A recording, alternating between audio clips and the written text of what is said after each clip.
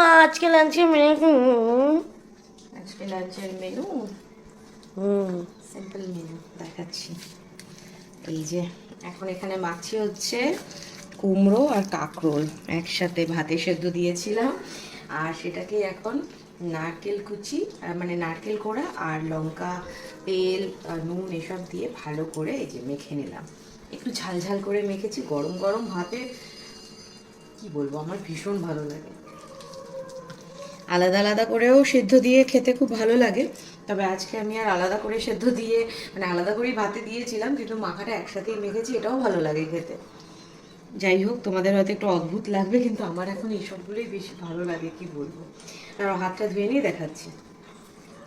আর এদিকে রয়েছে হচ্ছে এই যে গরম গরম ভাত, তার সাথে রয়েছে এই দেখো মুসুরির ডাল, পেঁয়াজ, শুকনো লঙ্কা ফোড়ন দিয়ে আর অল্প ধনেপাতা দিয়ে একটু ঘন ঘন করে করেছি। তবে পেঁয়াজটা একটু বেশি ভাজা হয়ে গেছে, জানো তো। আসলে মাঝখানে কারেন্ট চলে গেছিলো, আমিও খুব ঘেমে মানে অস্থির হয়ে গেছিলাম, সেই চক্করে একটু পেঁয়াজটা হয়ে গেছে। একটু তোমরা মানিয়ে নিও তুমি আর তোমার বাবা। সঙ্গে যে কাটা পেঁয়াজ, আর রয়েছে হলো কড়কড়া করে মাছ ভাজা। এই মাছ ভাজাটা খাওয়ার জন্যই রিও আমাকে অনেক পটানো এই সমস্ত করেছে, অনেক বাটারিং করেছে, ঠিক আছে। তো যাই হোক, মাছ ভাজা একদম কড়া করে ভেজেছি ডালের সাথে খাওয়ার জন্য। আর সেই সঙ্গে আছে হচ্ছে এই যে চিপস, গোটা প্যাকেট একটু আগে ওর বাবা নিয়ে এসেছে। আজকে আর ভাজাভুজি করতে ইচ্ছা করেনি, এতক্ষণ কারেন্ট ছিল না, জানো না। মানে বিনা কারেন্টে রান্নাবান্না করে স্নান সেরে বেরিয়ে দেখলাম কারেন্ট এসছে। আরেকটা জিনিস আছে, আসো এই যে একদম মাখো মাখো করে তেল পটল, এই দেখো। এই যে তেল পটল। আচ্ছা, এখানে বলে দিই, তোমরা অনেকে তেল পটল আমি কীভাবে করি জিজ্ঞেস করো।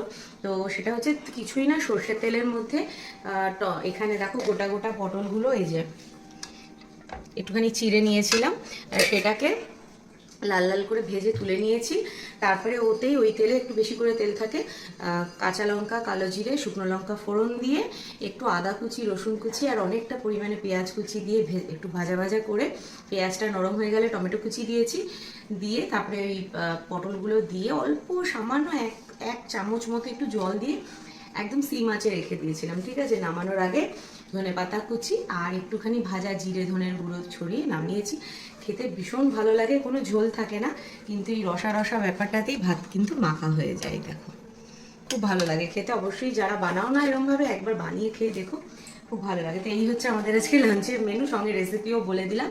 তোমাদের লাঞ্চের মেনুকে অবশ্যই কমেন্ট করে জানিও। আজকে একদম আমাদের হালকা পাতলা সিম্পল মেনু। চলো।